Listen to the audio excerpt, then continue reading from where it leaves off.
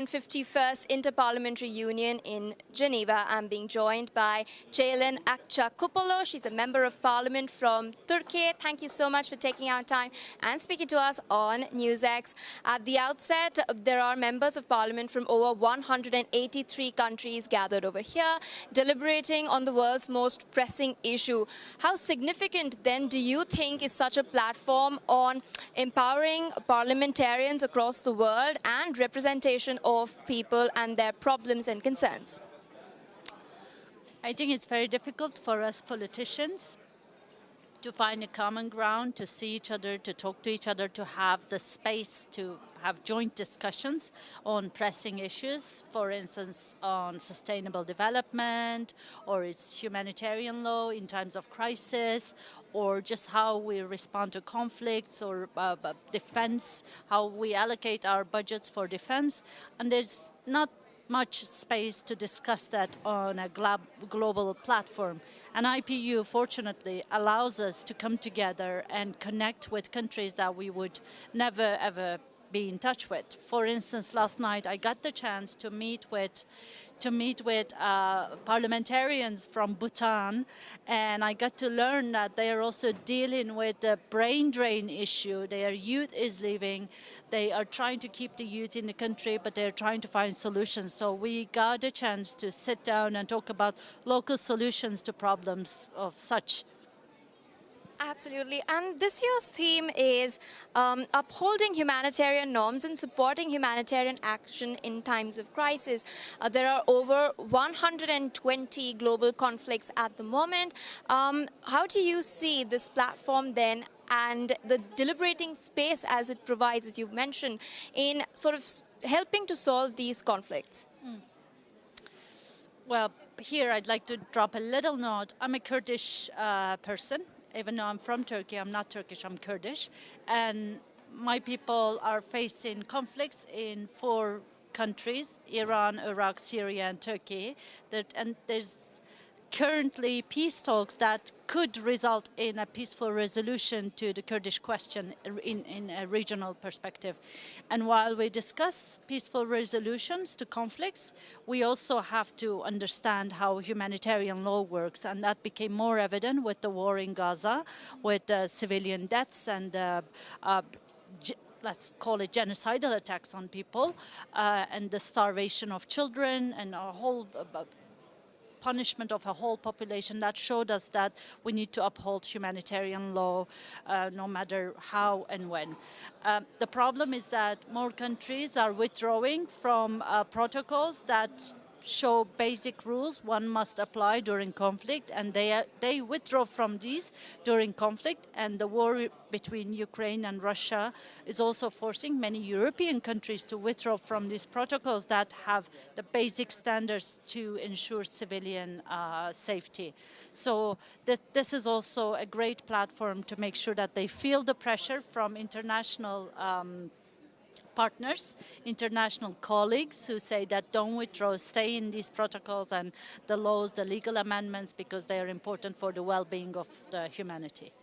Absolutely. Some other crucial issues that are being addressed over here, as Ms. Kupolu mentioned, is climate change. Now, how is Turkey going about incorporating sustainable development? What do you think Turkey can teach the world, and what do you think Turkey can learn from the world as well?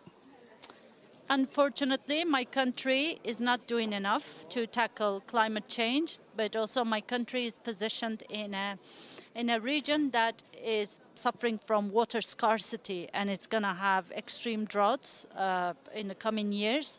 And it's also the position of my country impacts the water scarcity in Iraq, Syria, and Iran as well. So that becomes a regional issue. So if Turkey doesn't handle its climate change policies, then it's going to impact other countries in the region. And that's why we're trying to, at least with my party, the party that I represent, we're trying to have a holistic approach to climate change.